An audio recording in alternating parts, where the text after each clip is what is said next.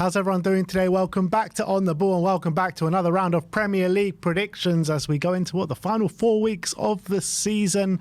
Last weekend in April, we do have a game to review just before we get into our predictions, but as you know, the way the scoring works by now, it's 5 points for a completely correct scoreline, 1 point for a correct result, and the star man, once you pick that man, you cannot pick them again for the rest of the season. 5 points for a goal, 2 points for an assist, and as you can see, the scores on the doors are 389 to Sim, 385 to me. Let's see how our Brighton Man City predictions went. It did finish 4-0 to Man City in a comprehensive victory. Sim went for 3-0. I went for 3-1. So we both get a point on the board for this one. And Man City basically won the game by half time in this one. It was 3-0. 2 errors from Brighton to let Man City in. But I did think it was a comprehensive victory for City. But the opening goal was a fantastic header from De Bruyne. You have to say that. Yeah. Unbelievable quality. His first ever headed goal in the Premier League. Is that right? First ever? Which is quite surprising. But the way he took it, you wouldn't have thought so. Great cross by Kyle Walker, but he really gets under it, and it's fantastic header to gain the power from there. And obviously that set the tone for the whole game. Obviously the second goal was from a free kick, which deflected in. A lot of people talking that Foden shouldn't have been given that free kick because it wasn't really a foul on him. I think that's probably correct. I think the referee probably got it wrong, but that happens in football. How many free kicks in this league do you get unjustly? So it's not a big scandal, in my opinion. I just don't think it was a free kick, but they got it, scored deflection. And then Brighton guilty of overplaying it at the back, and Man City taking full advantage of it, and 3-0, and it was game over. And to be fair, Brighton didn't really trouble City at all. It was a one-way traffic. City looked like they can score whenever they went forward. It was a very easy day for Man City. They cooled off a bit in the second half and added that fourth goal with Julian Alvarez after a really good piece of play from Ederson. But it was an easy day for City. And how do you feel Arsenal will be feeling watching that after battering Chelsea, putting a bit of pressure on, thinking City got a tough away game and they just go and give that kind of performance? Yeah, I think that would have disarmed Arsenal, and particularly Arsenal fans. I think you're looking at it and looking at City's fixtures, they probably looked at this one and being like, you know what, out of all of them, they can drop points here away at Brighton, a team that have been really good all season at home. But essentially, Brighton, I think, are a bit on the beach at the moment. Nothing to play for, really. 2 home games against the 2 sides fighting for the league. They've been outplayed and battered in both of them, and I feel like Brighton's season's over a bit now, so I wasn't really that surprised with the result. But I think Arsenal fans going into it, looking at this game, they probably thought there's a potential of a banana skin moment here, but it didn't happen. And the fact it was over after half an hour, that's got to be very demoralising. So it'll be interesting. I think Arsenal played before City though on the weekend, so we'll see how it affects them. Yep. And let's get into our predictions for this weekend, starting off at Upton Park at the London Stadium. Liverpool go to West Ham. I've predicted a 2-1 win for Liverpool. Sim's predicted a 2-1 win to West Ham. Yeah, I just think, obviously West Ham are not having the best time of it at the moment, but these are the kind of games they enjoy playing in. Against Liverpool side, who are very profligate in front of goal, missing lots of chances. West Ham are going to play similar way to how Everton potentially played, how Palace potentially played, but crucially, they're going to play that with better forward players. Bowen, Kudus, Paquetá. Bowen apparently is fit, according to David Moyes. He's not going to be a massive player in this kind of game. And they're set up perfectly to combat a Liverpool side who are low on confidence, out of form, and as well, they need to win this game. And I think West Ham are going to soak up the pressure, and they've got the perfect kind of players to attack Liverpool on the counter. So I'm going for a 2-1 win here for West Ham. Yeah, I'm just looking at West Ham's form. 1 win since the beginning of March, or since the 7th of March, and I'm looking at West Ham, and I just don't have any sort of confidence that they can beat Liverpool in this game, albeit Liverpool not playing the best themselves. They have that game against Everton must have been a real hard one to take, real bitter pill to swallow, particularly for the fans. And I feel like they've got some making up to do, particularly to their fans, of going away to Everton and putting in a performance like that. So I do feel there is going to be a response, but having said that, I've been saying that the last few weeks with Liverpool, and that response hasn't come. So with the league slipping away from their grasp now. A lot of people saying Liverpool are out of the title race. I feel like there will be a bit of a response here, and West Ham will be on the end of that. So I do envisage a close game, but I've gone for 2-1 for Liverpool. Moving on to Wolves against Luton. I've gone for 1-1 in this game. Sim's gone for 2-0 to Wolves. I've gone for 1-1. I just feel that this game is just absolutely massive for Luton. They have to get points here if they've got ambitions to be staying up in this league. I'm looking at Wolves. Like I said for Brighton, I think Wolves are on the beach a bit as well. Poor results quite consistently now. Yes, they do have a few players coming back in this one, but I just feel like Luton just have so much more to play for. They're going to put a lot of heart into this game, so I can see them coming away with a point. Yeah, I think the way Wolves are set up, it's going to be very difficult for Luton to breach that rear guard that Wolves have. They're a very tight defensive unit, and with Sarabia, Cunha, Hwang Hee-chan now back in the attacking lineup, I do think they've got the attacking talent to really hurt this Luton side and score goals. Luton are just so open, obviously losing 5-0 last time out. They do struggle massively defensively, and I don't see them having the quality going forward to punish this Wolves side. So I couldn't see anything but a 2-0 win for Wolves here. Fulham against Crystal Palace. London derby at Craven Cottage. Both of us gone for the same scoreline here in 2-1 to Crystal Palace. Yeah, Palace in great form. Fulham a bit kind of lacklustre in recent games, and I think Palace have really found their way under Glasner, and they're playing some really good intense football. They're hard to play against as well, they're hard to create chances against, and they've got those moments of magic in the final third as well. So I'm going for another win. I'm going for a fourth win on the trot here for Glasner.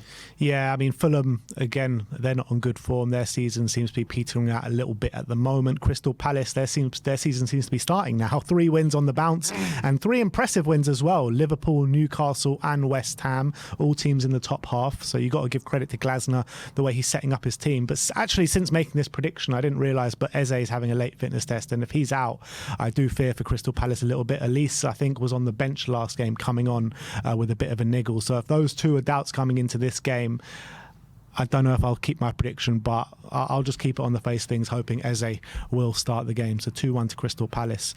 Next up, Newcastle against Sheffield United. Sim's gone for 4-1 to Newcastle. I've gone for 3-0. Can't really see Sheffield United getting anything at St James's Park. We all know Newcastle are a very strong team at St James's. And on the back of that poor defeat at Selhurst Park in midweek, I expect a response here from Newcastle. And Sheffield United are pretty much down anyway, and they concede so many goals, so I expect it to carry on here. Yeah, can't see anything but Newcastle absolutely tearing them apart. They've got the players to do it, the full players to do it. Sheffield United, to be fair, recently have actually been scoring a few goals, so I would expect Sheffield United might, with Berrington Diaz especially, who seems to be in quite good form recently. I think he might pop up with a consolation, but I've gone for a battering for Newcastle and them to maybe go back into the top 6. Next up, Manchester United, Burnley at Old Trafford. Tim's gone for 1-1 here. Yeah, 1-1. I think Burnley have been playing quite well recently. They've been making life difficult for their opponents. They're not that open side that I feel like maybe they were earlier in the season. They've got a bit more defensive resoluteness, I feel like, in recent weeks. And I think Man United never been convincing for me. I know they've got good forward players, but I don't know if they're going to have that attacking threat to overcome Burnley's newfound kind of resilience. And I feel like Burnley as well. They've been getting goals, not too many goals, but they've been able to score most of their last few games. So I've gone for a 1-1 draw here. I think Man United are going to struggle to win this game. Yeah, I've got Man United to nick it. They just do seem to find a way against these kind of sides. Burnley obviously fighting at the drop, playing well at the moment, and that's why I've gone for them to get 2 goals. I do think Burnley are going to give Man United a hell of a game at Old Trafford on the weekend, but I just feel Man United do have that individual quality with your Rasmus Højlunds, with your Bruno Fernandez's, just to get over the line against this Burnley side. So I've gone for 3-2 to Man United, and probably I'll be sitting here, if that is the score, I'll be sitting here on Monday, Tuesday saying another lucky win for Manchester United. But let's move on to Goodison Park. Everton against Brentford. Both of us gone for 1-1 in this game. I think Everton are all but safe now. 8 points clear of the drop. Those last 2 wins have pretty much done it for Everton. Brilliant win against Nottingham Forest. Well, not a brilliant in terms of the way they played, but in terms of the relegation battle. But what was the brilliant win was 2-0 at home to Liverpool in the big Merseyside derby. And I think those 2 results have kept them up. And I see them stifling Brentford a little bit here. Brentford do have the attacking talent to break down Everton, but I just couldn't split these sides. I've gone for 1-1. Yeah, I think both teams on decent form at the moment. Brentford unbeaten in 5. Everton have 1 loss in 5 and 3 wins out of the last 4. So both teams coming into this believing they can win the game. I think Everton know that another point, surely, and that's just another point towards safety at this point, because I don't think they're in any serious danger of going down now with the results they've picked up in the last few weeks. And I think if they do get a draw, that means Luton pretty much have to win it. Well, even if they win every game, if Everton get a draw, I think that puts the gap at 9 points. So they'll have to win the last 3 and Everton lose their last 3. So I think a draw would be a good result for them. And I think it's going to be tough to beat a Brentford side who have been playing really well for a few weeks now. And it's going to be difficult for them to compete. Obviously, winning 5-0 last week away at Luton. So I went for a 1-1 draw here. Villa, Chelsea at Villa Park. Sim's gone for 2-2 here. 2-2. Obviously, Chelsea won at Villa Park in the FA Cup 3-1 in what was probably their most impressive display of the season. I think their high pressing game and their way of playing will make life difficult for Villa. But I also think, obviously, Villa have, with Ollie Watkins there, in unbelievable form. They've won their last 2 there in high confidence. So I feel like Chelsea might want a bit of a reaction to their last couple of games where they've been battered 5-0 by Arsenal and scraped a 1-0 loss to Man City where they played quite well. I think Palmer's back, which is massive for them. He's such a big player. I can see them definitely causing Villa some trouble. Obviously, Villa have... do they have a midweek game? No, they don't. Then it's not Europe this week, so they've got a free midweek. But I think the way Chelsea's set up is kind of a way that Villa struggle with. So I've gone for a 2-2 draw here. Yeah, I mean, the way I'm looking at it is that Villa have had a free week. They've been really impressive over the last week. That Bournemouth game really impressed me on the back of a really taxing European game, going all the way 120 minutes in a big game for them. They came back. They performed really well. They beat a really good informed Bournemouth side. I'm looking at Chelsea. You never really know what Chelsea are going to turn up, but away from home, I think Villa Park and the fans are going to be well up for this. They know that if they can get 3 points in this game, I think that goes some way to securing that top 4 spot. And with players that they've got really on form, Bailey, Diaby, Watkins, I just feel like they're going to have a bit too much for Chelsea this weekend, particularly maybe going into the second half. Even if Chelsea are winning 1-0 at half time, I can see Aston Villa turning that around in the second half. So I've gone for 2-1 to Aston Villa and for them to all but secure that top 4 spot. Next up is Bournemouth against Brighton at the Vitality. Both of us gone for 3-1 to Bournemouth, and I think like I said earlier, I think Brighton are a bit on the beach. I think their season is petering out and is all but over. Nothing much to fight for. Bournemouth, on the other hand, yes, they don't really have much to fight for, but they seem like they've got some energy about them and they're playing really well, getting some consistent results. So looking at the way these 2 teams are coming into this game, it's hard to predict anything but a Bournemouth victory. Yeah, they're only 5 points off 7th, so maybe they still got something to fight for when it comes to maybe sneaking into that last European spot. They're playing really well at the moment. I think the way they play as well, with their attacking players, Semenyo, Cliver and Solanke, I think they're going to really back themselves to be able to break that Brighton rearguard, which has been quite open in recent weeks. Brighton are just in really poor form. It seems to be coming to an end for De Zerbi. I don't know if he's going to be there next season. Maybe that uncertainty is seeping into the players as well. I think they've won 3 of their last 15 games. They're in really poor form at the moment overall. So I think Bournemouth are going to take full advantage of that. So I've gone 3-1 Bournemouth. Now it is the big North London derby predictions. Tottenham against Arsenal at the Tottenham Hotspur Stadium. I have gone for a Desmond here in 2-2 and for Spurs to end Arsenal's title hopes in N17. 17. I see a really good game of football. I see maybe Arsenal having the better of it a bit in the first half with their high energy, high press. But I see Spurs maybe making a bit of a comeback in the second half, with Arsenal maybe potentially having a few tired legs, with a lot of football being played over the last 2 weeks and big games as well, which has got to take its toll at some point. I do see Arsenal coming into this with big energy, but I can see Spurs just about getting over the line with a draw here. Yeah, I think it's going to be a really entertaining game. Spurs, we know, are going to set up the way they always do set up. Under Ange Postecoglou, they're going to take the game to Arsenal. They're going to put a lot of aggression and energy into the game. But Arsenal come into this in great form, apart from the Villa game. Obviously turned around that bad feeling after that loss and have beaten Wolves, and obviously a brilliant win against Chelsea in midweek. So they're going to coming into this with no fear, with the belief that they can come and win this game. But they haven't beaten any top 6 team away from home this season. Spurs have won 8 of their last 9 home games. Son has got a very good record in these kind of games and against Arsenal. And I'm just not confident, but I really believe that Tottenham can really turn up in this game and get the victory and put themselves back in that conversation for top 4 and Arsenal's title challenge. And it's going to be a great game of football. So I'm going for 2-1 Spurs. If I gave you the draw here and now, would you take it? Would I take the draw? Yeah, probably I'll take the draw. And last but not least, we go Nottingham Forest against Man City in a big clash for the title race. I've gone for 4-1. Sim's gone for 3-1.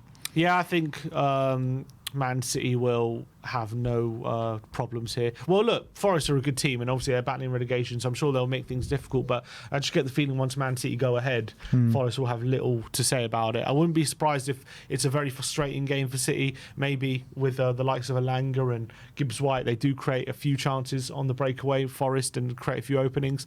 But I think once Foden and De Bruyne get into the groove they were in midweek, it's going to be too difficult for Forest to stop. So I've gone for 3-1 to Man City here. Yeah, I've gone for 4-1 to Man City. I see a bit of a demolition job here. Man City in firing form. I mean, they've lost. They haven't lost in how many games? Like a lot of 30 games now, I think. That's mad amount of game not to lose in. Foden on crazy form, De Bruyne on crazy form. I don't think Haaland will make this game, but it seems as though they are playing a bit better without Haaland at the moment, and I think they'll be at their free-flowing best, and Nottingham Forest will be on the end of that. So I've gone for 4-1 to Man City. And now let's go and look at our star men. A bit of a blockbuster head-to-head here. Alexander Isak against Phil Foden. Yeah, home to Sheffield United. Surely he's going to be on the score sheet, so I've gone for Isak.